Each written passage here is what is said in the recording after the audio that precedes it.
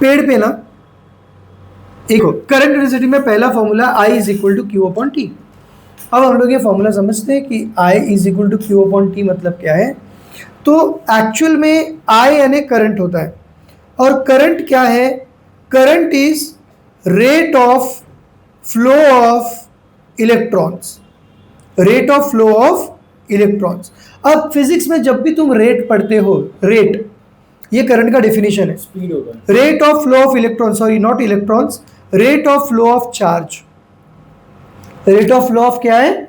Charge. Rate मतलब क्या होता है? रेट मतलब डिवाइड बाय टाइम। रेट मतलब होता है डिवाइड बाय टाइम। तो यहां पे फ्लो ऑफ चार्ज मतलब मैं चार्ज लिखूंगा डिवाइड बाय टाइम। मैं आ रहा हूं वो क्या हो रहा है? Charge upon time. पॉज कर। करंट हम लोग बोलेंगे rate of flow of electric charge, ठीक है।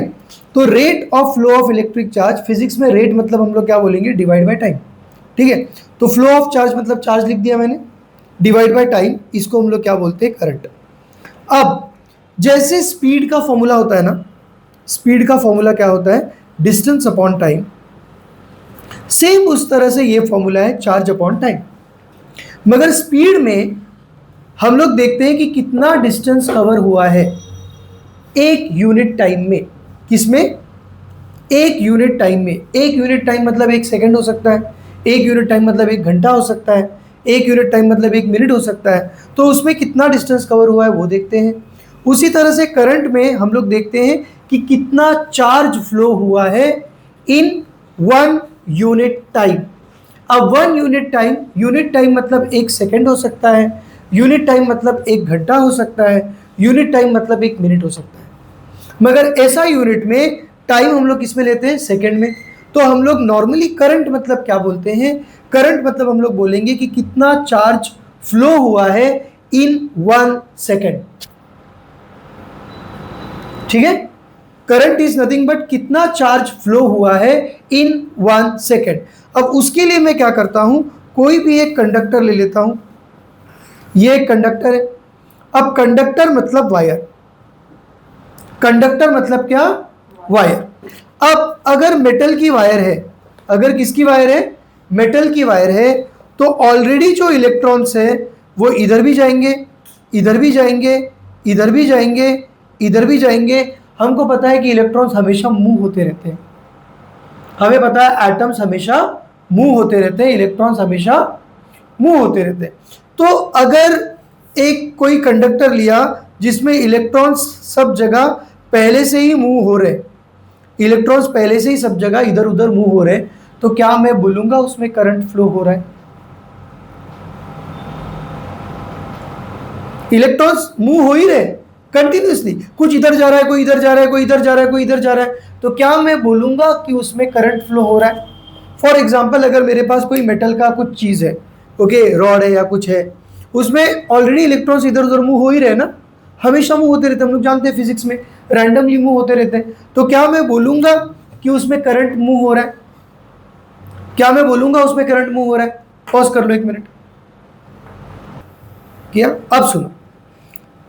तो आनंद, अब मुझे बताओ, इलेक्ट्रॉन्स ऑलरेडी इधर उधर जाते ही रहते हैं ना, इस पे कुछ मैंने बैटरी वैटरी कनेक्ट नहीं किया है, कुछ भी कनेक्ट नहीं किया है।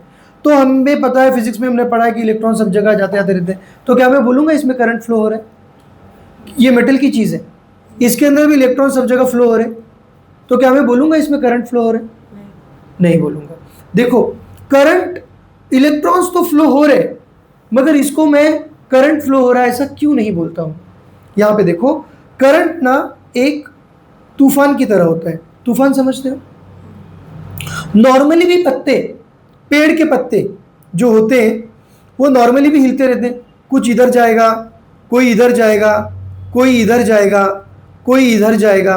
तो मैं ऐसा नहीं बोलता हूं ना कि आंधी आई, आंधी आई, ऐसा बोलता हूं क्या मैं? तूफान आ गया, तूफान आ गया, नहीं।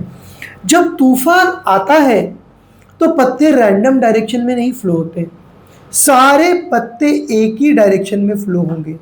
सारे पत्ते क्या होंगे? एक ही डायरेक्शन में फ्लो होंगे। तब मैं बोलता हूं कि क्या आया है? आंधी आई है। क्या आया है? आंधी आई है या तूफान आया है। तो करंट तब बोलूंगा फ्लो हो रहा है जब ये सारे इलेक्ट्रॉन्स एक ही डायरेक्शन में क्या होंगे, फ्लो होंगे। कुछ बात समझ में आई? कुछ बात समझ में आई? All the electron should move only in one direction, only in one direction, तब मैं बोलूंगा कि करंट फ्लो हो रहा है। अब मैं क्या करता हूं, मैं इस कंडक्टर के ऊपर एक मार्क करता हूं, एक मार्किंग बना लेता हूं। एक क्या बना लेता हूं, मार्किंग बना लेता हूं। अब मार्किंग बनाने के बाद मैं देखूंगा कि इस मार्क के इस जगह से इस जगह कितने इलेक्ट्रॉन्स मूव हुए। समझ में आ गया?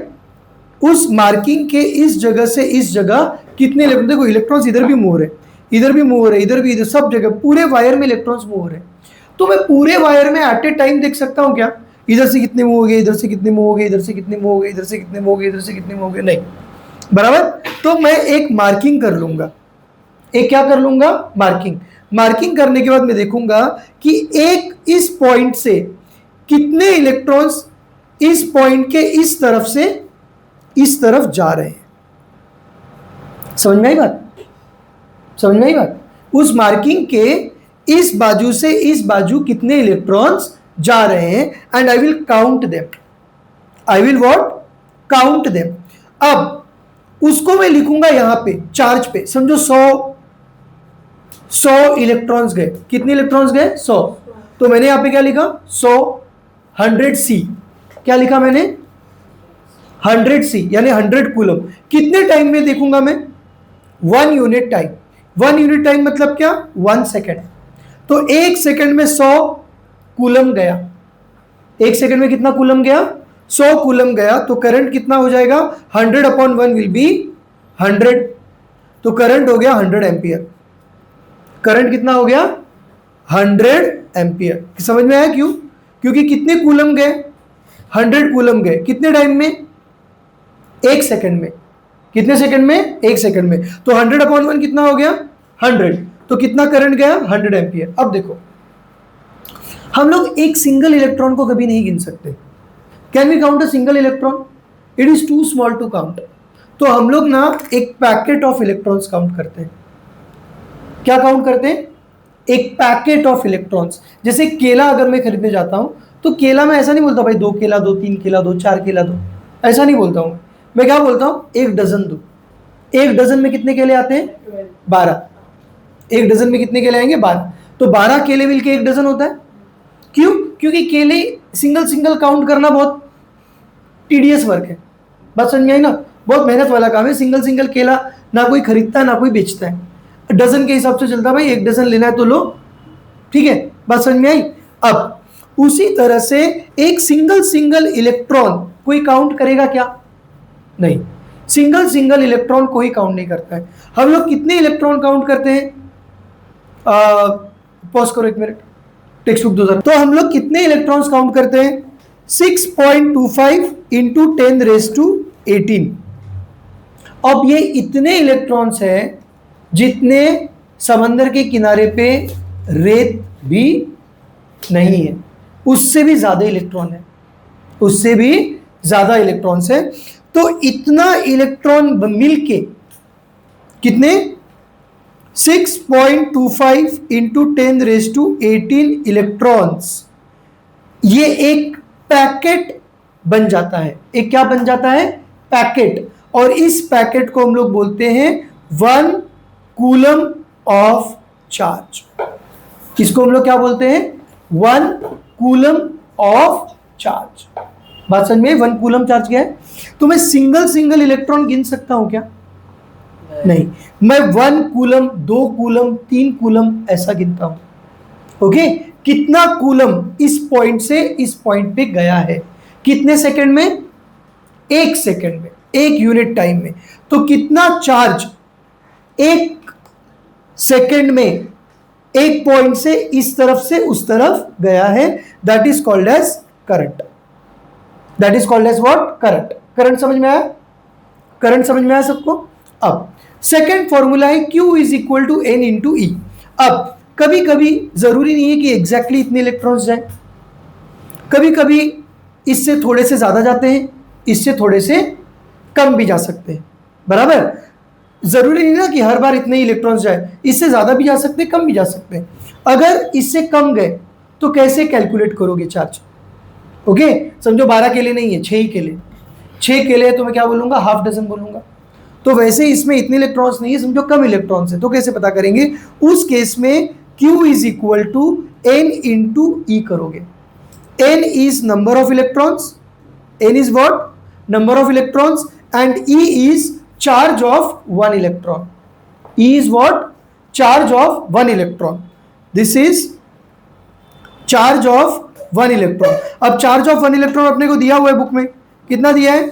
-1.6 इंटू 10⁻19 मल्टीप्लाइड बाय क्या करूंगा, कितने नंबर ऑफ इलेक्ट्रॉन्स है वो, that will give me Coulomb's, that will give me what, coulomb. मगर ये कूलम एक कूलम नहीं होगा, ये कूलम एक कूलम से कम होगा या ज्यादा होगा, ये कितना भी हो सकता है, बराबर, क्योंकि हर बार जरूरी नहीं ना कि एग्जैक्टली इतने ही इलेक्ट्रॉन्स पास हो जाए, थोड़े कम थोड़े ज्यादा हो सकते हैं। तो इस केस में ये फॉर्मूला यूज करते हैं, मगर ये फॉर्मूला बहुत रेयरली यूज होता है, मगर आ सकता है। Charge is equal to number of electrons into charge of one electron. बात समझ में आई? -19, हाँ ठीक है। अब आगे देखते हैं। Second, V is equal to W upon Q। इसके पीछे का स्टोरी क्या है ये देखो ध्यान से। V is equal to W upon Q। V मतलब क्या है, वोल्टेज, W मतलब क्या है, वर्क डन, और Q मतलब क्या है, चार्ज। देखो, जब भी किसी फ्रैक्शन में कोई चीज डिनोमिनेटर में आ रही है, कोई चीज किस में आ रही है, डिनोमिनेटर में आ रही है, तो ये डिवीजन जो होता है ना, ये डिवीजन एक मशीन है, मशीन। डिवीजन एक क्या है, मशीन है। वो कब आके रुकता है मालूम है? वो तब आके रुकेगा जब डिनोमिनेटर में 1 हो जाएगा। जब तक डिनोमिनेटर में 1 नहीं होगा तब तक ये मशीन चालू रहेगी, मतलब डिवीजन होता रहेगा। डिवीजन कब रुकता है? जब नीचे क्या आएगा, 1। मैं एग्जांपल दूं, 100 अपॉन 10, ये डिवीजन कब तक चलेगा? जब तक नीचे 1 ना आ जाए। ये 0 गया, ये 0 गया, नीचे कितना हो गया, 10 अपॉन 1। 10 अपॉन 1 आ गया, मतलब आंसर कितना आया, 10, रुक गया। क्यों? नीचे क्या आ गया, 1। तो जब भी मैं W अपॉन Q लिखता हूं ना, तो essentially what I mean, 1 charge. मुझे क्या बोलना होता है, 1 चार्ज। तो जब 1 चार्ज का कितना वर्क डन है, that is called as volt. जब मैं यहां पे current is equal to I is equal to Q upon T लिखता हूं, तो बेसिकली मुझे क्या बोलना होता है, 1 यूनिट टाइम। मुझे बेसिकली क्या बोलना होता है, 1 यूनिट टाइम। 1 यूनिट टाइम मतलब 1 सेकेंड में कितना चार्ज फ्लो हुआ है। समझ में आई बात? समझ में आई बात? तो नीचे जो हम लोग डिनोमिनेटर में जो लिखते हैं ना, उसका मतलब होता है एक चीज का कितना करस्पॉन्डिंग वैल्यू है ऊपर का। ओके, तो उसी तरह से सेकंड फॉर्मूला है V is equal to W upon Q, where V is volt, W is work done, Q is charge. अब इसके ऊपर की थियरी जानना सच में जरूरी नहीं है, कभी नहीं पूछेंगे, मगर फिर भी तुम्हारी बुक में दिया है तो मैं एक बार बता देता हूं, देखो ध्यान से। ये 2 पेन है, ओके। अब इसको अगर मैंने बाल पे रगड़ा तो तुमको पता है ना, इस पे चार्ज आ जाता है, मालूम है तुमको, इलेक्ट्रोस्टैटिक चार्ज आता है। फिर पेपर के टिट्स एंड बिट्स के पेपर रखेंगे, ऊपर लाएंगे तो वो डैंगल करते हैं, बराबर, वो डैंगल करते हैं, डांस करते हैं। इसका मतलब इसके ऊपर क्या आ गया, चार्ज डेवलप हो गया। मगर इसको मैंने सिर्फ 4 बार घिसा। कितनी बार घिसा? 4 बार घिसा। और इसको मैंने 100 टाइम्स घिसा। कितने टाइम्स घिसा? 100 टाइम्स घिसा। अब मुझे एक बात बताओ, क्या दोनों में इक्वल चार्ज ही होगा? क्या दोनों में इक्वल चार्ज होगा? आनंद, क्या दोनों में इक्वल चार्ज होगा? किस पे ज्यादा होगा? क्या दूसरा? इसको मैंने सिर्फ 4-5 बार घिसा, 5 बार घिसा, इसको मैंने 100 बार घिसा, होगा तो इसमें चार्ज ज्यादा होगा क्योंकि इसको 100 बार घिसा है। अब सुनो, यहां पे ध्यान से सुनो, जिस तरह से एक बोलो, आप अगर दोनों को साथ में भी घिसते तब भी उसमें ज्यादा होगा, क्योंकि वो मेटल है। हाँ वो भी हो सकता है, मगर ऐसा कुछ नहीं, इलेक्ट्रोस्टैटिक चार्ज डेवलप कर रहे हैं तो उसका मेटल्स का और नॉन मेटल से कुछ लेना देना नहीं। चार्ज मेरे ख्याल से चार्ज मेटल पे, मेटल देखो चार्ज, मेरे ख्याल से ना कोई मेटल पे चार्ज तुम डेवलप कर भी सकते हो क्या? हाँ आई डोंट नो कि मेटल पे चार्ज डेवलप होता है, क्योंकि मेटल पे चार्ज क्यों नहीं डेवलप होएगा, क्योंकि जब मैं उसको मैं हाथ से पकड़ूंगा ना तो ये चार्ज मेरे हाथ में फ्लो हो जाता है। वो तो पेन के साथ भी नोट पेन नहीं, ये प्लास्टिक है ना, तो इसका चार्ज इधर ही रहेगा, इधर तक नहीं आएगा। आई डोंट नो, शायद, आई डोंट नो, मुझे नहीं मालूम। ठीक है, उसके बारे में बात नहीं करते। अब सुनो, यहाँ पे इधर सुनो, इधर सुनो। अब इसके ऊपर ज्यादा चार्ज है, क्यों? क्योंकि इसको ज्यादा घिसा है। इसके ऊपर कम चार्ज है, क्यों? इसको कम घिसा है। अब इसी को जब मैं मेजर करना सीख जाऊंगा ना, तब मुझे ये फॉर्मूला समझ में आ जाएगा, मुझे ये फॉर्मूला समझ में आ जाएगा। अब देखो, अगर मेरे पास एक मैग्नेट है, मेरे पास एक क्या है? मैग्नेट। अब प्रैक्टिकली तो मैग्नेट की पावर कुछ डिस्टेंस के बाद खत्म हो जाती है। कुछ डिस्टेंस के बाद वो मैग्नेट की पावर रहेगी क्या? नहीं रहेगी। मगर थियोरेटिकली उस मैग्नेट की पावर खत्म होती ही नहीं है। कुछ बात समझ में आई? थियोरेटिकली उस मैग्नेट की पावर कहां तक जाती है? इंफिनिटी तक। कहां तक जाती है? इंफिनिटी तक। सिर्फ ये बोलेंगे कि उसकी पावर क्या हो रही है? कम कम कम हो रही है। उसकी पावर क्या हो रही है? कम कम कम हो रही है, मगर खत्म हो रही है क्या? नहीं। फॉर एग्जाम्पल, मैंने अगर यहाँ पे एक कैंडल जलाया, अगर मैंने यहाँ पे कैंडल जलाया और मैं ऊपर एरोप्लेन से देख रहा हूं, तो क्या मुझे कैंडल दिखेगी क्या? नहीं। मगर मैं ऊपर एरोप्लेन में गया और मैं टेलीस्कोप से देख रहा हूं, तो क्या मुझे कैंडल दिख सकती है? चांसेस है कि दिख जाए। अगर मुझे वहां से कैंडल दिख रही है, मतलब वहां पे लाइट जा रही है ना, तभी दिख रही है। समझ में आई बात? तो ये जो थियोरेटिकल बात बोलते हैं ना, ये गलत नहीं होती है। अगर मैंने यहाँ पे कैंडल जलाई और मैं चांद पे चला गया और मैंने सुपर टेलीस्कोप बनाया, ऐसा टेलीस्कोप बनाया कि वो यहाँ पे जलती हुई कैंडल भी देख ले, तो ये पॉसिबल है ना? देख पाना पॉसिबल है। अगर चांद पे से देख पाना पॉसिबल है, यानी चांद तक इसकी लाइट गई है, तभी देख पाना पॉसिबल है, वरना पॉसिबल है क्या? नहीं। तो लाइट कभी भी खत्म होती है क्या? नहीं। लाइट कभी भी कहां तक जाती है? इंफिनिटी तक जाती है। उसी तरह से मैग्नेट का जो मैग्नेटिक फील्ड है, वो कभी खत्म होता है क्या? वो कहां तक जाएगा? इंफिनिटी तक जाएगा। उसी तरह से ये जो चार्ज बॉडी है, इसमें चार्ज डेवलप हो गया है, मैंने इसको घिसा ना, तो इस पे चार्ज डेवलप हो गया है। अब ये चार्ज का जो इलेक्ट्रिक फील्ड है, इसके आजू बाजू में जो क्या है? इलेक्ट्रिक फील्ड है, वो कहां तक जाएगी? इंफिनिटी तक। कहां तक जाएगी ये? इंफिनिटी तक। अब मैं एक यूनिट पॉजिटिव चार्ज लूंगा। एक क्या लूंगा? Unit positive charge. अब ये भी पॉजिटिवली चार्ज है, ये भी पॉजिटिवली चार्ज है। अगर यूनिट पॉजिटिव चार्ज को मैंने इसके बाजू में लाया, ये भी पॉजिटिवली चार्ज है, वो भी यूनिट पॉजिटिव चार्ज है, तो ये दोनों एक दूसरे को अट्रैक्ट करेंगे या रिपेल करेंगे? रिपेल करेंगे, बराबर। अब ये दोनों एक दूसरे को, तुम बोलो अस्तित्व, कहां तक रिपेल करेंगे? इंफिनिटी तक रिपेल करेंगे, बराबर। तो मैं यूनिट चार्ज लेके इंफिनिटी तक चला गया।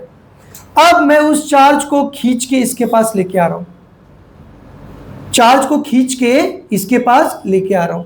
अब मुझे बताओ, जब मैं यूनिट पॉजिटिव चार्ज को खींच के इसके पास लेके आ रहा हूं, तो ये चार्ज बॉडी उसको आने दे रहा है क्या? वो उसको रिपेल कर रहा है। जितना ज्यादा चार्ज होगा उतना ज्यादा रिपेल करेगा, उतना ज्यादा क्या करेगा? ये रिपेल करेगा। और जितना ज्यादा रिपेल करेगा, उतना ज्यादा मुझे वर्क डन करना पड़ेगा, उतना ज्यादा मुझे क्या करना पड़ेगा? वर्क डन करना पड़ेगा। कुछ बात समझ में आ रही है? कुछ बात समझ में आ रही है? बोलो। हम ऐसा कह सकते हैं क्या कि वो पॉज करो। उसका सिर्फ इफेक्ट खत्म हो जाता। अब देखो, ये अपना एक चार्ज बॉडी है। इलेक्ट्रिकली देख, जब तक ये इलेक्ट्रिकली चार्ज नहीं था, जब तक ये इलेक्ट्रिकली चार्ज नहीं था तब तक इसके बाजू में मैंने एक यूनिट चार्ज बॉडी लाया, positive charge. Unit positive charge मतलब कोई चीज़ होती नहीं है, मगर तुम समझ लो जैसे कि इलेक्ट्रॉन का अपोजिट प्रोटॉन। क्या हो गया? एक प्रोटॉन।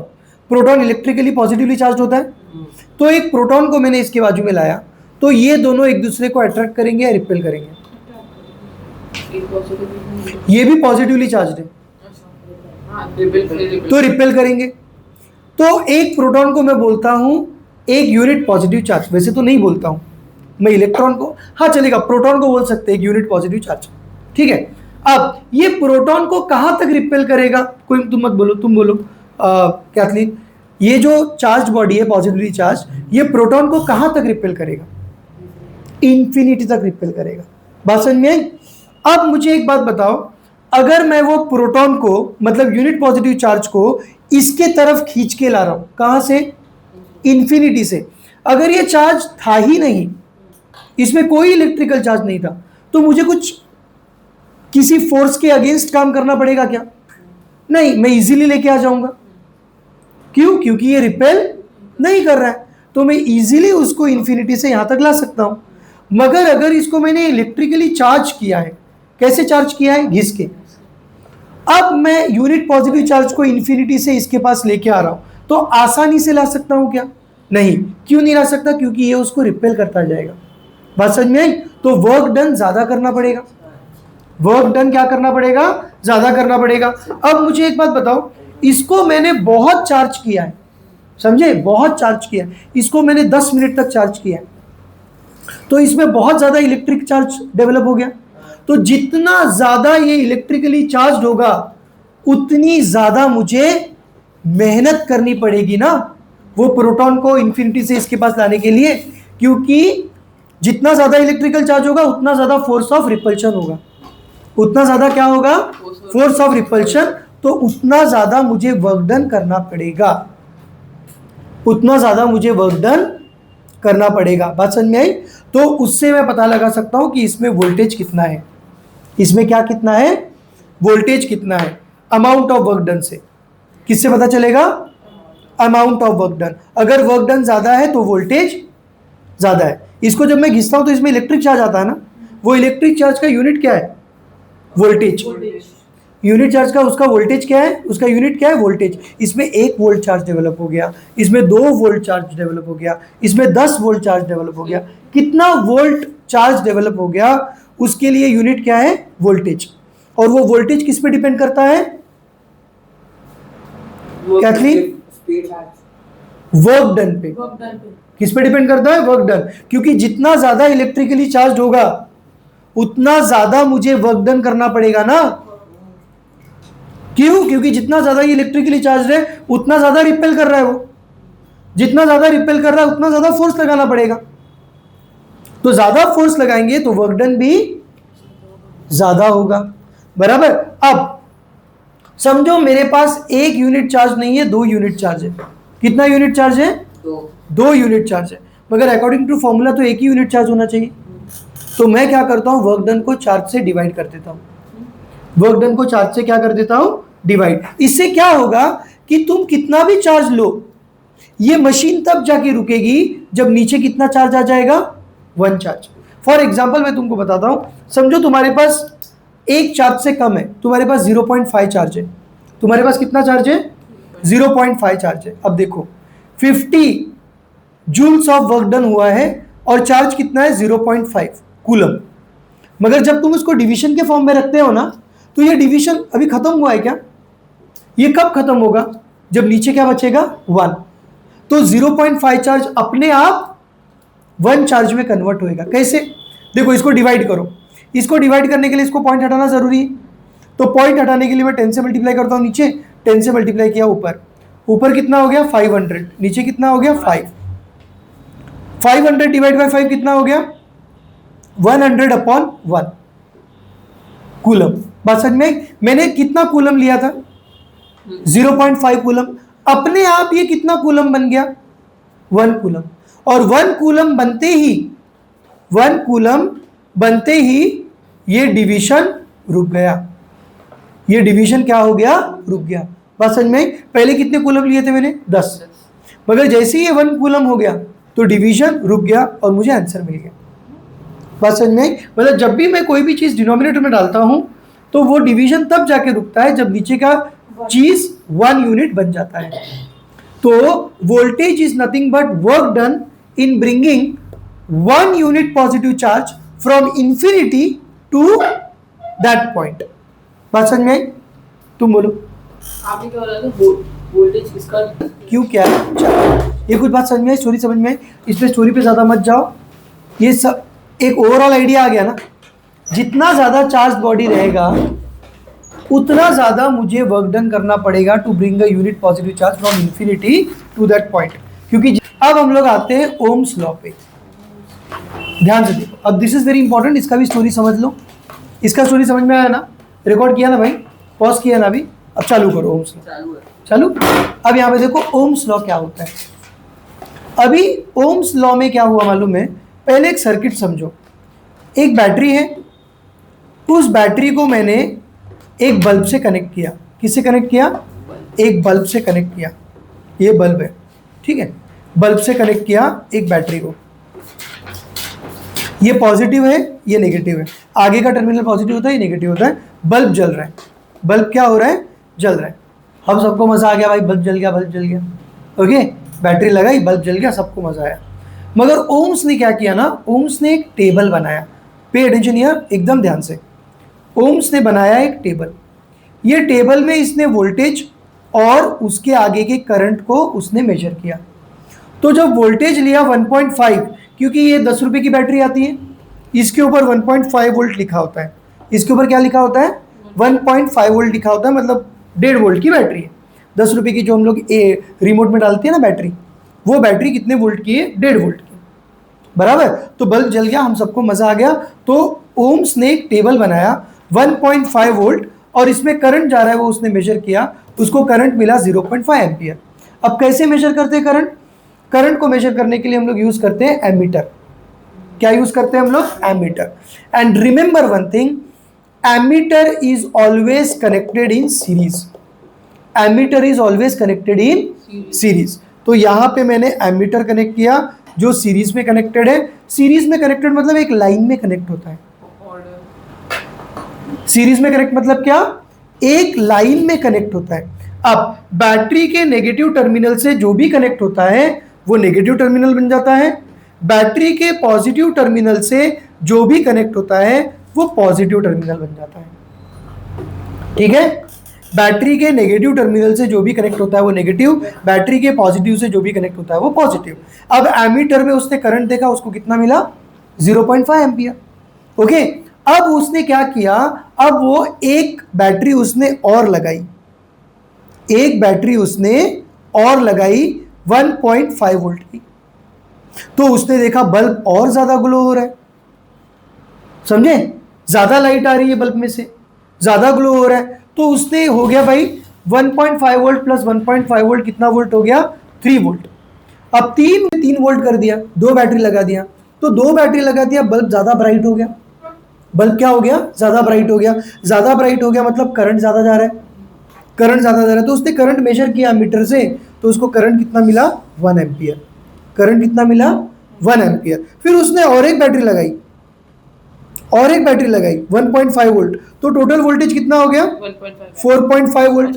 1.5 1.5 3 प्लस 1.5 कितना हो गया? 4.5। तो बल्ब और ब्राइट हो गया। बल्ब क्या हो गया? और ब्राइट हो गया। तो उसने करंट मेजर किया, करंट मेजर किया तो उसको कितना मिला? 1.5 एम्पियर। अब उसने एक ग्राफ बनाया। अब उसने क्या बनाया? ग्राफ बनाया। ये y एक्सिस, ये x एक्सिस। y एक्सिस पे उसने लिया v, y एक्सिस पे उसने क्या लिया? v। और x एक्सिस पे उसने क्या लिया? I। अब यहां पर उसने स्केल बनाया 1 2 3 4 5।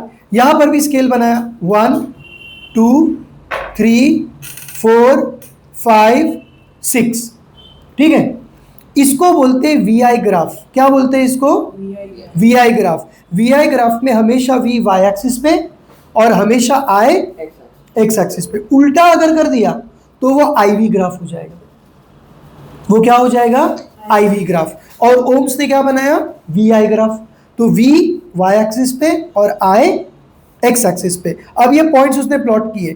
V पे कितने चाहिए? 1.5, तो V पे 1.5 इधर आया, बराबर। I पे क्या चाहिए? 0.5, 0.5 इधर आएगा 0 और 1 के बीच में, क्योंकि करंट ये है ना, तो ये बना दिया। यहां पर उसको एक पॉइंट मिल गया, ये पॉइंट को उसने प्लॉट कर दिया। This is the first point. फिर सेकेंड पॉइंट 3 वोल्ट। 3 वोल्ट किधर आएगा? इधर आएगा 3 वोल्ट। ये लाइन बना ली। करंट कितना है करस्पॉन्डिंग? 1 एम्पियर। 1 एम्पियर किधर आएगा? इधर आएगा। यहां से स्ट्रेट लाइन ज्वाइन की, ये मिल गया 1 एम्पियर। ये क्या मिल गया? 1 एम्पियर। ये फर्स्ट पॉइंट, ये सेकंड पॉइंट। तीसरा पॉइंट भी प्लॉट किया।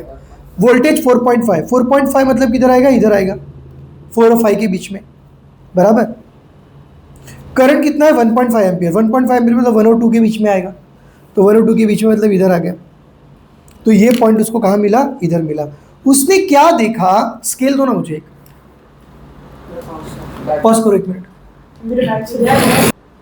उसने क्या देखा कि ये सारे पॉइंट एक स्ट्रेट लाइन में मिल रहे हैं। सारे पॉइंट किस में मिल रहे हैं? स्ट्रेट लाइन में मिल रहे हैं। इससे उसने कंक्लूजन निकाला कि अगर पूरा पॉइंट स्ट्रेट लाइन पे मिल रहा है, इसका मतलब voltage is directly proportional to current. क्या मतलब होता है इसका? Voltage is directly proportional to current, यानी वोल्टेज बढ़ेगा तो करंट भी बढ़ेगा, वोल्टेज कम होएगा तो करंट भी कम होएगा। डायरेक्टली प्रोपोर्शनल का मतलब समझ में आ गया? वोल्टेज अगर बढ़ेगा तो करंट भी बढ़ेगा, वोल्टेज अगर कम होगा तो करंट भी कम होगा। इसको बोलते हैं डायरेक्टली प्रोपोर्शनल। और देखो, और दूसरी बात, वोल्टेज अगर डबल हो रहा है, 1.5 से कितना हो रहा है? 3, यानी डबल हो रहा है।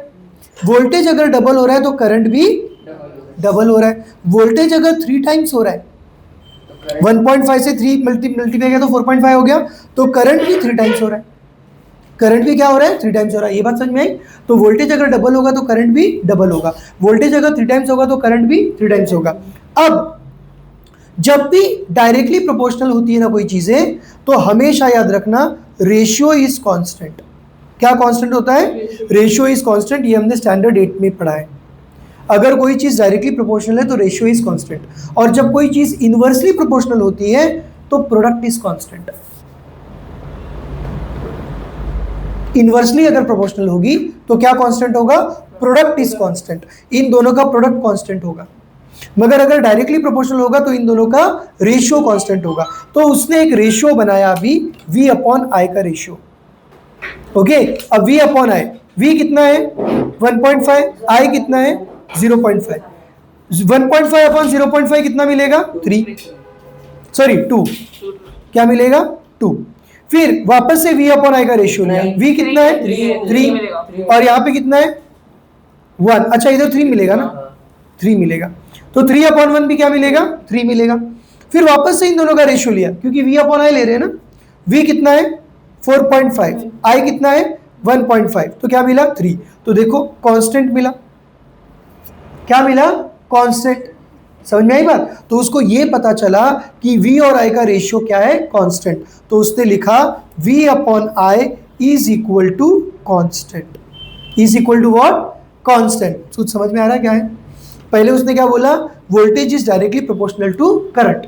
डायरेक्टली प्रोपोर्शनल मतलब क्या? वोल्टेज को अगर बढ़ा रहे तो करंट भी बढ़ रहा है, वोल्टेज को अगर कम करेंगे तो करंट भी कम होगा। वोल्टेज अगर डबल हो रहा है तो करंट भी डबल हो रहा है। वोल्टेज अगर 3 टाइम्स हो रहा है तो करंट भी 3 टाइम्स हो रहा है, बराबर। और जब भी चीजें डायरेक्टली प्रोपोर्शनल होती हैं तो उनका रेशियो कांस्टेंट होता है। उनका रेशियो क्या होता है? कांस्टेंट। उस कांस्टेंट को उसने नाम दिया R। उस कांस्टेंट को उसने नाम क्या दिया? R। जैसे ये जो कांस्टेंट मिला ना, ये कांस्टेंट को उसने नाम क्या दे दिया? R। और R मतलब क्या है? रेजिस्टेंस। R मतलब क्या है? रेजिस्टेंस। इसी को बोलते हैं ओम्स लॉ। इसी को क्या बोलते हैं? Ohm's law. तो ओम्स लॉ मतलब क्या है? V upon I is equal to R। R is constant which is called as resistance. अब ये R का वैल्यू 2 तरीके से पता कर सकते हो। या तो V अपॉन I को डिवाइड कर लो तो R मिलेगा, या तो फिर इस लाइन का क्या पता करो? स्लोप। इस लाइन का क्या पता करो? Slope. Slope is also equal to resistance. अब स्लोप कैसे पता करेंगे बताओ? 2 point form, y2 minus y ये होगा x2 y2 और ये पॉइंट ले लिया x1 y1। अगर ओरिजिन से आ रहा है ना तो हमेशा ओरिजिन लूंगा, ये नहीं लूंगा क्योंकि कॉम्प्लिकेटेड हो जाता है। ये भी ले सकता हूं मगर ये लूंगा क्या? नहीं, कॉम्प्लिकेटेड होगा, आंसर तो वही मिलने वाला है। तो बेटर है ओरिजिन ले लो। बेटर क्या है? ओरिजिन ले लो। अब मैं स्लोप पता करता हूं। Slope y2 minus y1, y2 कितना है? What is y2? 4.5। yes इसका y2 4.5 है तो 4.5 माइनस y1, y1 इसका y1 क्या है? 0 upon x2 minus x1, x2 क्या है? 1.5 बराबर। x2 क्या है? 1.5 minus x2 minus x1, x1 क्या है? 0 क्योंकि ओरिजिन तो 0 0 ही होएगा ना, यहाँ पे तो दोनों वैल्यू 0 0 है तो मैंने 0, तो 4.5 अपॉन 1.5 क्या मिल गया? 3। तो स्लोप पता किया तब भी मुझे वही मिला 3, और v अपॉन आई किया तब भी मुझे वही मिला 3। यानी रेजिस्टेंस पता करने का दो तरीका है, या तो इस लाइन का स्लोप पता करो, या तो इस लाइन का क्या पता करो? स्लोप पता करो, या तो फिर v अपॉन आई करो तो भी तुमको रेजिस्टेंस मिलेगा। बात समझ में आई? इसको बोलते हैं ओम्स लॉ। इसको क्या बोलते हैं हम लोग? Ohms law. तो ओम्स लॉ सिर्फ इतना ही नहीं है कि बैटरी बढ़ाता गया, बल्ब ब्राइट ब्राइट जलता गया, मजा आ गया, यही है क्या ओम्स लॉ? नहीं, ओम्स लॉ इसके आगे भी जाता है। उसने उसको टेबल बनाया, उसने उसका ग्राफ बनाया। जब उसने टेबल बनाया तो उसने क्या बोला? v upon I, v upon I, v upon I, हर बार कांस्टेंट मिल रहा है, हर बार क्या मिल रहा है? कांस्टेंट मिल रहा है। दूसरा उसने ग्राफ बनाया, ग्राफ बना के उसने पॉइंट प्लॉट किए, सारे क्या किए? पॉइंट प्लॉट किए। पॉइंट प्लॉट किया तो स्ट्रेट लाइन मिला, स्ट्रेट लाइन मिला तो स्ट्रेट लाइन मिलते ही समझ गया इसका मतलब डायरेक्टली प्रोपोर्शनल है। डायरेक्टली क्या है? प्रोपोर्शनल है। और उसने उसका स्लोप पता किया तो स्लोप भी उसको क्या मिला? 3। जो रेजिस्टेंस मिला था वही उसका स्लोप भी मिला। कुछ बात समझ में आई? कुछ बात समझ में आई? अब इसी का उल्टा जब मैं करता हूं ना, v अपॉन आई का उल्टा करूंगा, इधर i डाल दिया, इधर v डाल दिया, तो उल्टा अब जो तुमको लाइन, अभी स्ट्रेट लाइन ही मिलेगी, अब भी तुमको क्या मिलेगी? स्ट्रेट लाइन ही मिलेगी। मगर इसका जब मैं स्लोप पता करूंगा ना तो मुझे रेजिस्टेंस नहीं मिलेगा, तो मुझे क्या मिलेगा? कंडक्टेंस। तो मुझे क्या मिलेगा? कंडक्टेंस। बात समझ में आई? तो वी आई ग्राफ का स्लोप क्या है? resistance resistance. I V graph का स्लोप क्या है? conductance conductance. रेजिस्टेंस अगर 3 है, रेजिस्टेंस अगर क्या है? 3 है, तो कंडक्टेंस क्या होगा? Conductance is equal to 1 upon R, यानी 1 अपॉन 3।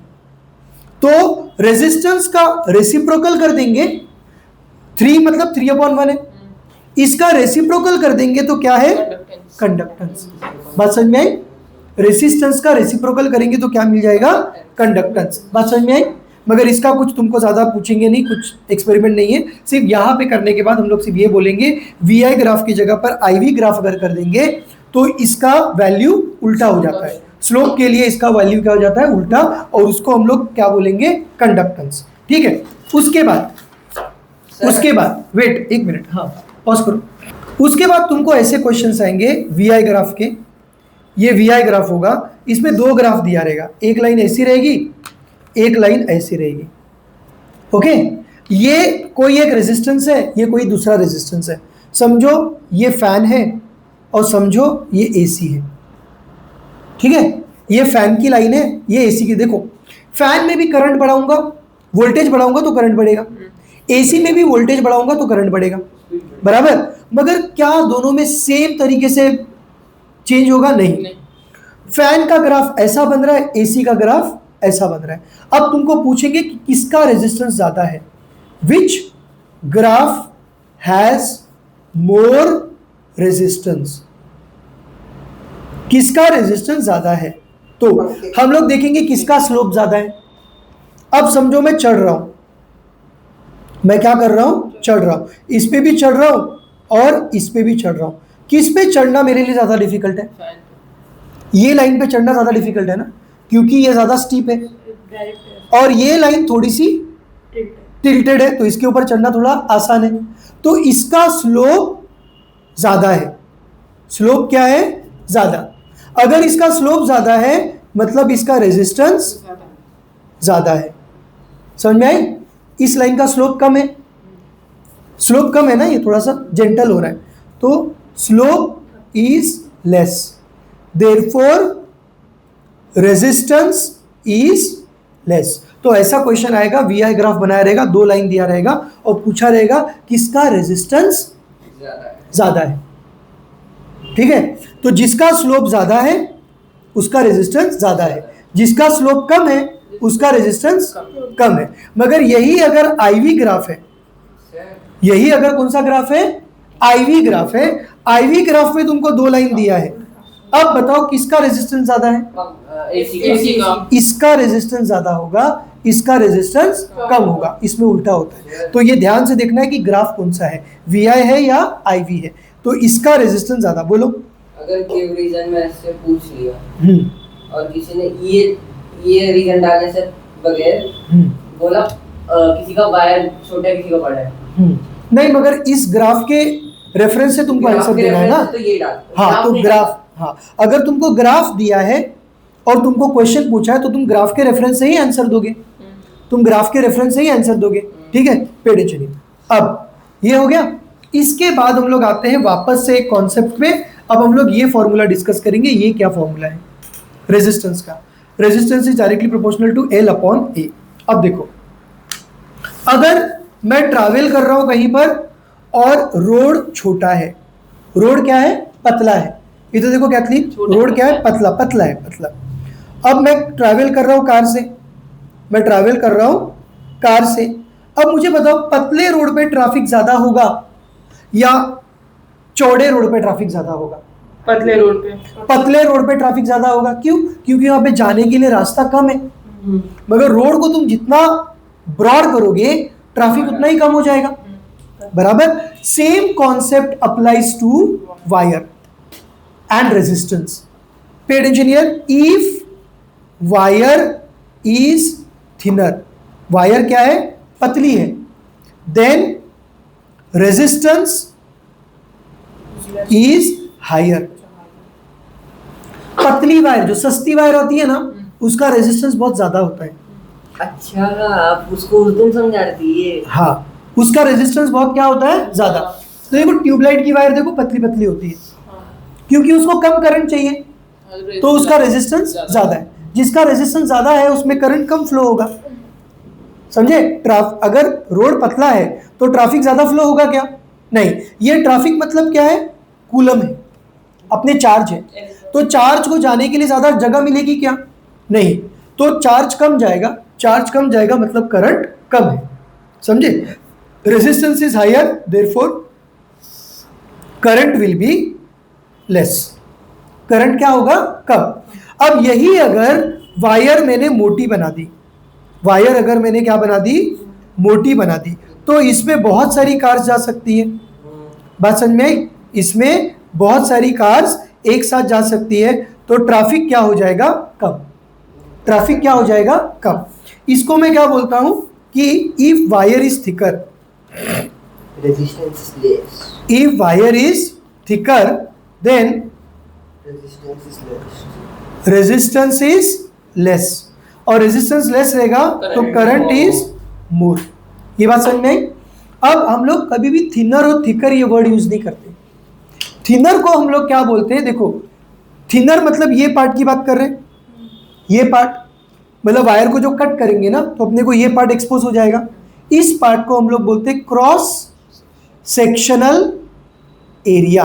क्या बोलते हैं, क्रॉस सेक्शनल एरिया। तो ये एरिया ऑफ क्रॉस सेक्शन। तो थिनर नहीं बोलेंगे हम लोग, थिनर की जगह पे हम लोग क्या बोलेंगे, cross section area of cross section. Area of cross section is less. Thinner बोलेंगे क्या, क्या बोलेंगे हम लोग, साइंटिफिक टर्म क्या है, area of cross section is less. Wire को थिकर बोलेंगे क्या, नहीं, क्या बोलेंगे, area of cross section is less. Area of cross section is more. Higher भी हो सकता है। हाँ, नहीं, more, area of, area more, area less, समझे। तो थिनर वायर का एरिया ऑफ क्रॉस सेक्शन क्या है, लेस। थिकर वायर का एरिया ऑफ क्रॉस सेक्शन क्या है, मोर। अब करंट का और क्रॉस सेक्शन का रिलेशन क्या है, देखो, करंट सॉरी रेजिस्टेंस का और क्रॉस सेक्शन का रिलेशन क्या है? देखो रेजिस्टेंस का और क्रॉस सेक्शन का, रेजिस्टेंस अगर हायर है, रेजिस्टेंस अगर हायर है तो एरिया ऑफ क्रॉस सेक्शन क्या है? Less. Area of cross section क्या है? लेस। रेजिस्टेंस अगर हायर है तो एरिया ऑफ क्रॉस सेक्शन क्या है? लेस। तो resistance is inversely proportional to area of cross section. अगर एरिया ऑफ क्रॉस सेक्शन कम होता है तो रेजिस्टेंस ज्यादा होता है। बात समझ में आई? यहां पर भी देखो वही चीज है, रेजिस्टेंस लेस है तो एरिया ऑफ क्रॉस सेक्शन क्या है? ज्यादा है। तो इसको मैं कैसा लिखूंगा? Resistance is inversely proportional to area of cross section. Area of cross section अगर ज्यादा है तो रेजिस्टेंस कम है। ये होता है इनवर्सली प्रोपोर्शनल, बराबर। अब साइन अगर तुम देखोगे तो डायरेक्ट प्रोपोर्शन और इनवर्स प्रोपोर्शन का साइन सेम है। साइन क्या है? सेम होता है। सिर्फ इनवर्सली प्रोपोर्शनल में चीजें कहाँ लिखते हैं? डिनोमिनेटर में। चीजें कहाँ लिखते हैं हम लोग? डिनोमिनेटर में। और डायरेक्टली प्रोपोर्शनल में चीजें कहाँ लिखते हैं? न्यूमरेटर में। बात समझ में आई? अब रेजिस्टेंस डायरेक्टली प्रोपोर्शनल किसके साथ है वो भी देखते हैं हम लोग। यहां पे देखो, लेंथ ऑफ वायर जैसे जैसे बढ़ेगी, लेंथ ऑफ वायर जैसे जैसे बढ़ेगी उसका रेजिस्टेंस भी बढ़ता जाएगा। रेजिस्टेंस भी क्या होगा? बढ़ता जाएगा। फॉर एग्जांपल यहां पर मैंने एक 10 रुपए की बैटरी लग दी, 10 रुपए का 1.5 वोल्ट की क्या रखी? बैटरी, और वायर जलाया और बल्ब को, वायर लगाया और बल्ब को कनेक्ट किया। बल्ब को क्या किया मैंने? कनेक्ट किया, तो बल्ब जल गया, बल्ब जल गया। मगर सोचो यही वायर अगर मैं भूमि मार्ट तक लेके जाता हूं, कहां तक लेके जाता हूं? भूमि मार्ट तक। ये वायर भी भूमि मार्ट तक लेके गया और वहां पे बल्ब रखा और 10 रुपए की बैटरी यहां पे रखी। अब मुझे बताओ 10 रुपए की बैटरी में इतनी एनर्जी होगी क्या कि करंट को वो उधर तक भेज सके? वो पहुंचा ही नहीं पाएगा। पहुंचा पाएगा क्या? नहीं। अब क्यों नहीं पहुंच पा रहा है करंट? बल्ब क्यों नहीं जल रहा है भूमि मार्ट में? क्योंकि वायर का लेंथ बहुत ज्यादा है।